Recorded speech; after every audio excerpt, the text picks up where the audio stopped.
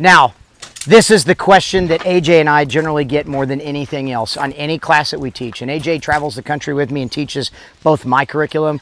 We teach the instructor curriculum together. Kent and I have taught the instructor curriculum together. Many of you guys have taken, some sort of a performance class either from myself or from other people. And you get all of these wonderful topics, right? Like, here's how you build drill faster. Here's how we work transitions. Or here's how we work all these skills. And then you get home with it and you're like, okay, how do I implement this in my own practice? If I only knew when I should be working on this and for how many reps and all of those things.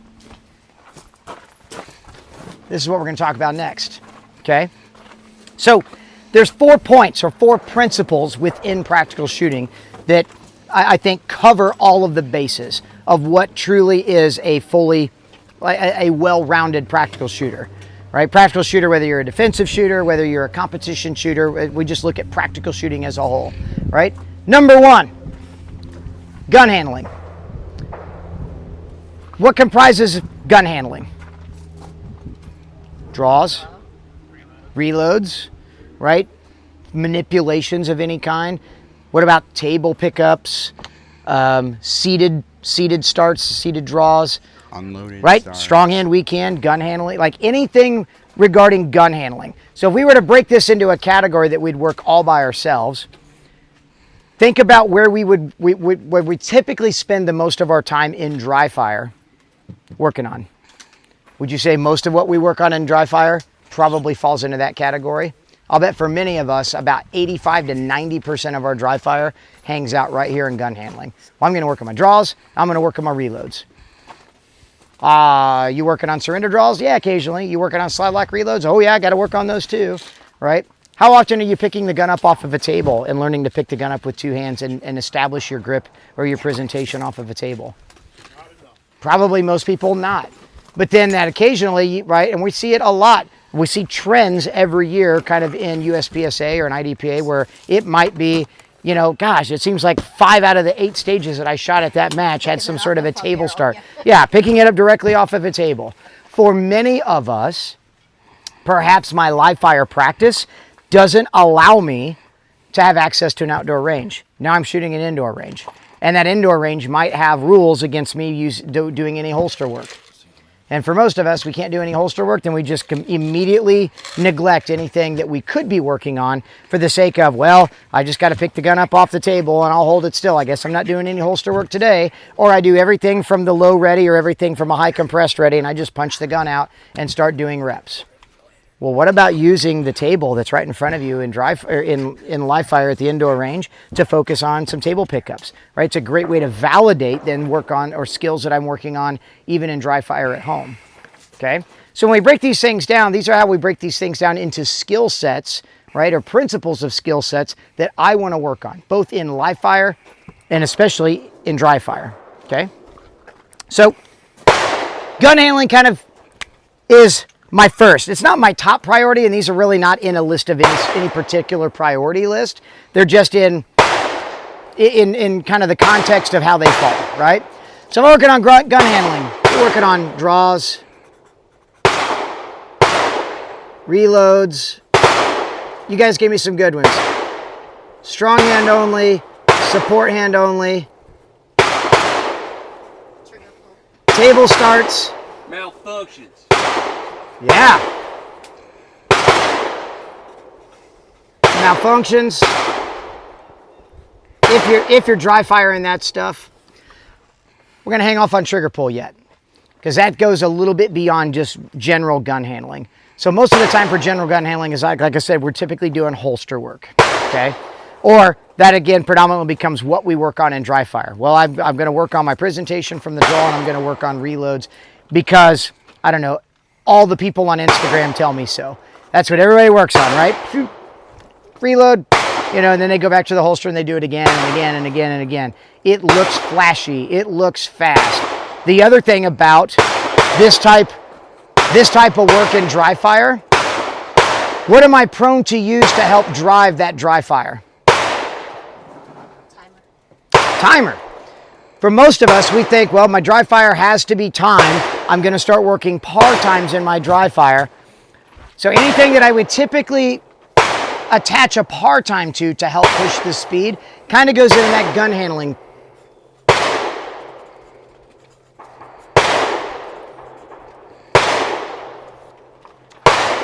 However, there's 3 other segments of things we haven't even covered yet, but I've already given you 1, 2, 3, 4, 5 different things that you could work on in your gun handling that don't necessarily just fit the regular checked box of what we typically do in dry fire.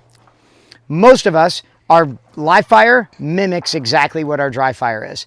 We go through the repetitions in dry fire, so then we're like, well, you know what? I guess I'm going to go to the range. I'm going to validate, because we hear that term all the time. I got to validate the work I'm doing on my homework and work on that stuff in dry fire. I better go to the range, because if it was important enough to work on 5 days a week in dry fire, I guess I probably better pay it some attention in live fire too. Well then, half of our live fire session, practice session, is spent doing what? Beep, bow. Oh, that was fast. Look at the timer. Ooh, wow, I almost broke a second. Beep, bow. Ooh, I finally broke 1 second. Right? And then the next thing you know, you've spent 100 to 150 rounds of your practice session just working on the most mundane things where the only feedback you got from the gun was a 1-shot rep. Or we do things like 1 reload 1. I'm going to work on just my reload, so I'm going to get my gun up, bang, reload, bang.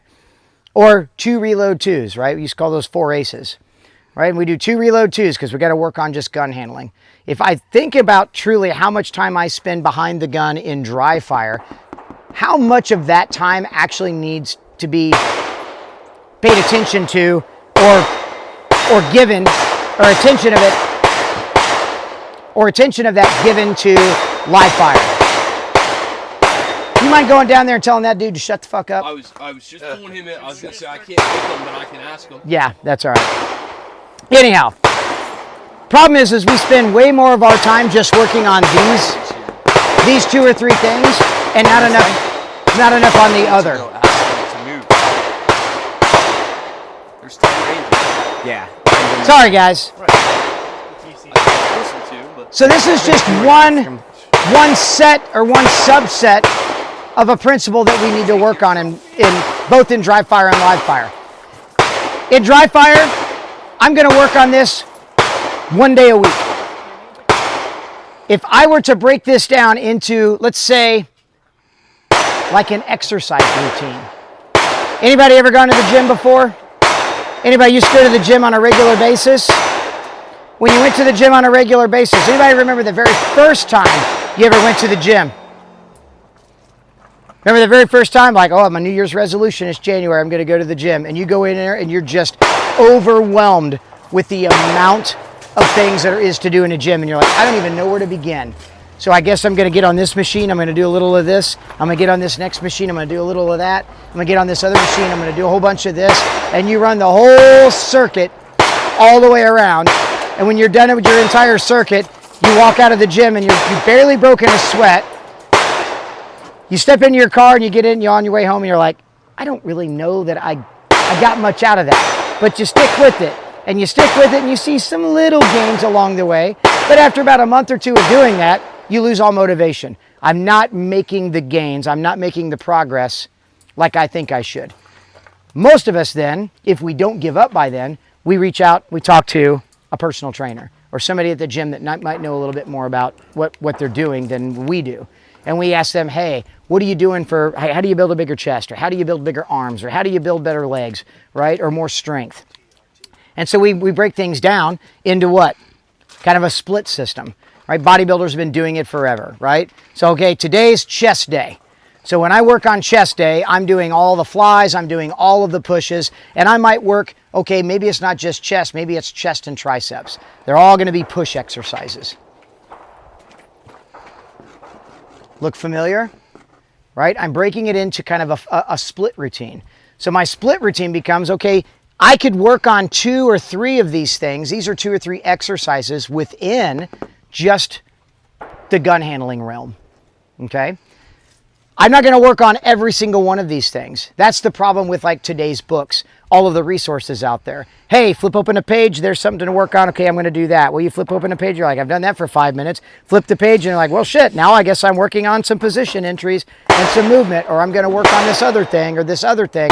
And we get lost We kind of get lost in the sauce because we don't really truly have a plan that makes sense to us, okay? We're gonna break this down. So we got gun handling. If I were to put a live fire number to the amount of rounds that I actually spend working on just gun handling, it would look like this.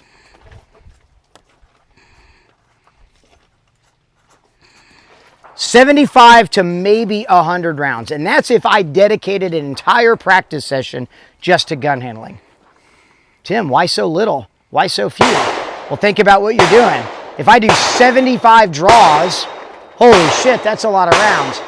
If I did like 50 reloads at one reload one, I'd blow through 100 rounds, but that's a lot of reps. That's probably more ammo than I'd actually spend doing that. Right? But I'm telling you right now, if I just spent my entire day at the range just working on that one aspect of my shooting, and maybe I worked on some draws, maybe I worked on some reloads, maybe I even do a little bit of draw to strong hand or draw and transition to support hand, I worked on that. I don't need more than about 75 to 100 rounds of ammunition to really validate the work that I'm doing in my dry fire in a live fire session. Most of us spend a lot more of our ammunition in this realm than we do on anything else. A lot of it's because we don't know any better. Well, those are the things that are important. Those are the things I'm going to work on, okay? Number 2, precision or accuracy, right? I call this my accuracy day or my precision day. In dry fire, this is where I'm putting my nose to the grindstone in trigger presses. For many of you, we just also worked on build drills, right? When I broke you apart, and I kind of had a couple of you working on just how you were actuating the trigger while maintaining your grip pressures on the gun. Crystal, was there a lot of work done there just in, what, 2 or 3 minutes standing at the front of the berm, focusing all of your effort on holding the gun still while learning to press the trigger without moving the sights, right?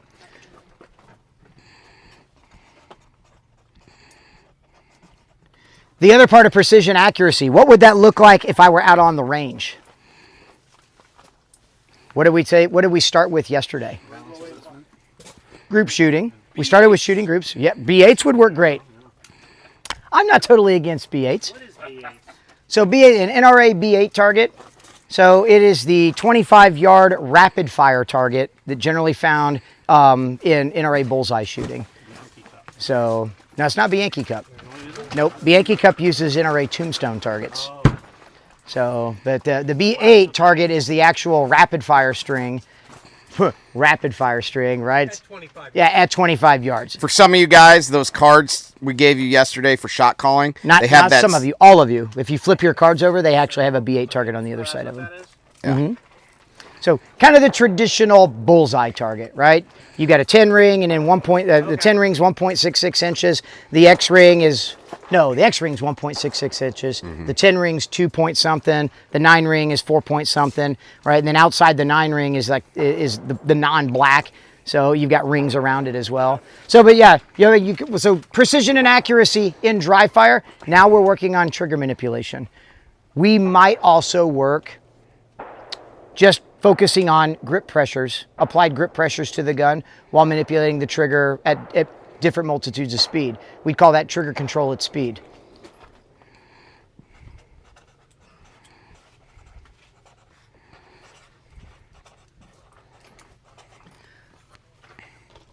If I worked on groups, that might be some live fire stuff. What about shot calling? Could that be a precision or an accuracy related activity? Sure. I mean, just the relationship I have with the sights and being able to pay attention to when the sights lift and where they lift off the target to develop that relationship with the gun, right? So shot calling might go really good in that.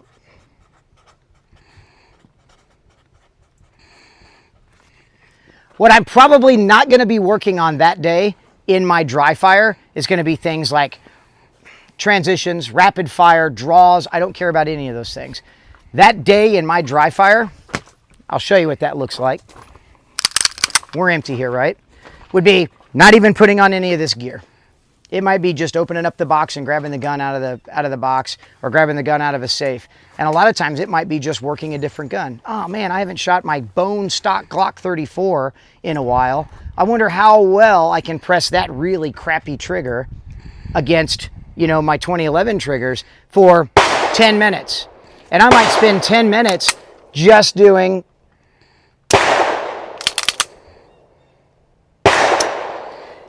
am I capable of just, like, this is the old traditional dry fire as taught by the old men back in the olden days, right? Where we were all told, hey, young man, right? When Ron Flowers tells Josh, hey, son, it'd get better at your accuracy. What you do is you put a dime or a penny on the top of your front sight and you learn to press a trigger without moving the gun, right? For many of us, we took that shit to heart and we did that for about 5 or 6 practice sessions. We were like, this is the most mundane, dumb thing I've ever done in my life. I'm not learning to go faster. It's not about learning to go faster. It's learning about manipulating the trigger and isolating the finger away from every other part of the gun and every other part of your hand to simply press the trigger as extremely careful as you can and just focusing on how to make that gun fire without the gun moving.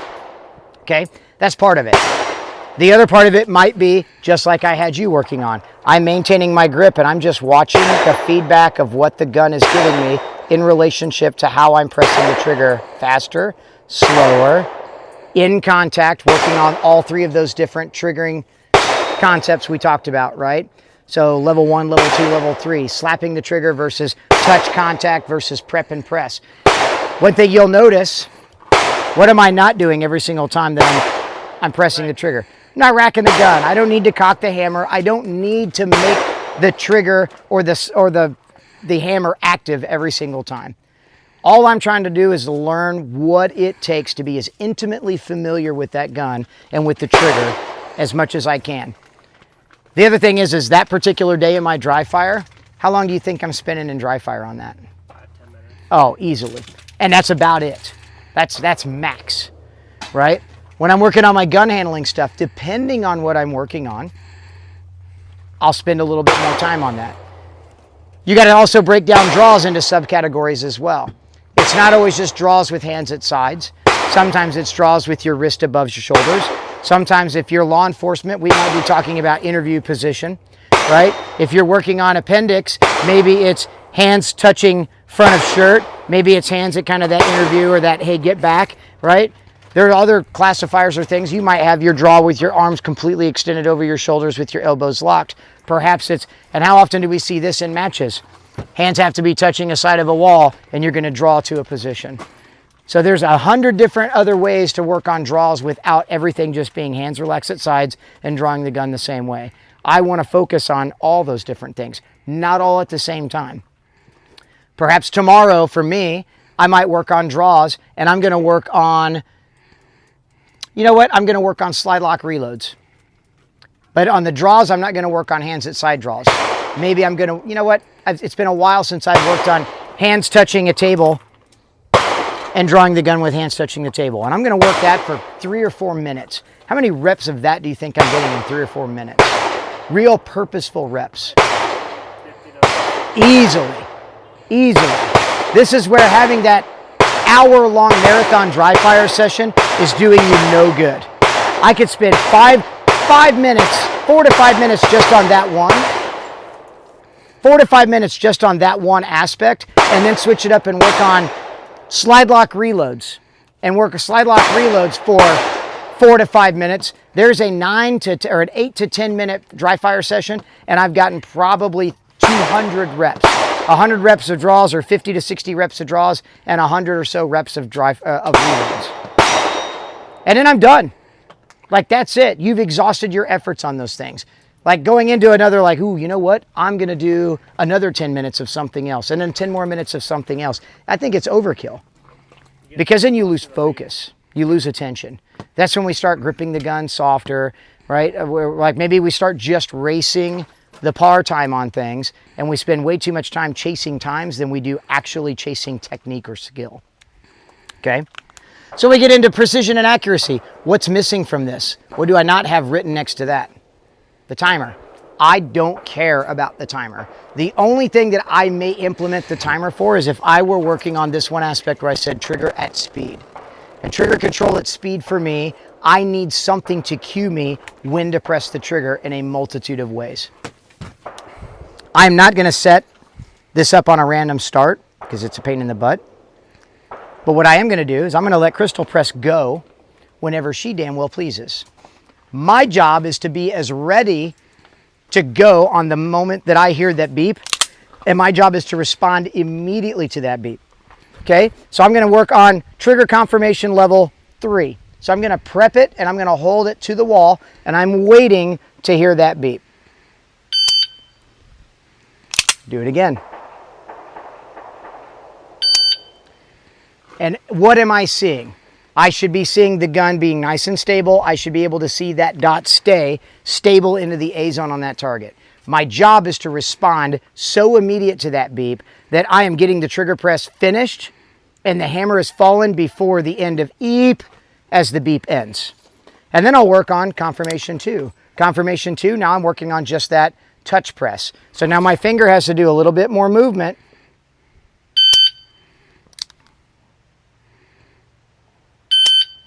I still want to try to get that trigger press done in the same amount of time. If you can set your timer up where it, like maybe it's capable of hearing dry fire, I'll put the timer close to me and I'll put it on a random start. I'll hit go, I'll build my grip, I'm ready to go. And then my goal is to be able to fire or snap the trigger in less than 0.20 of a second. Less than. If you can't, if your timer doesn't have the capability of doing that, you're gonna focus your efforts on trying to press that trigger on the leading edge of buh in beep in response to the timer. And then when you go into the range and validate that, you're going to set your timer up on that random start and your goal is to fire the gun in less than 0.21 of the time that it takes for that beep to go. Right? So I've worked on 2 different trigger confirmations. Now I'm going to work on confirmation 1, which now my finger's going to be outside the trigger, just hovering inside the trigger, but I'm not making any contact with anything at all. I was a little late on that one. That was better. And I'm still trying now. I'm learning how to slap the trigger as fast as I possibly can in response to the beep. It's like coming into a position. Exactly. Like when would I use confirmation 1, 2, or 3? All the time. I need to learn how to, again, to isolate the trigger away from anything else. When it's time to press the trigger, it's time to press the trigger now. The beep is just simply giving me the go signal. Like I can't second guess it. It's not beep. Well, I wasn't really ready, so I guess I'll press the trigger. Click now. It becomes no. I need to be as prepared as possible, as early as I can. And as soon as I hear the leading edge of the beep, my response is to immediately press that trigger. No matter how, no matter when, right then and there, right? But those are things that I can work on when I'm working precision and accuracy.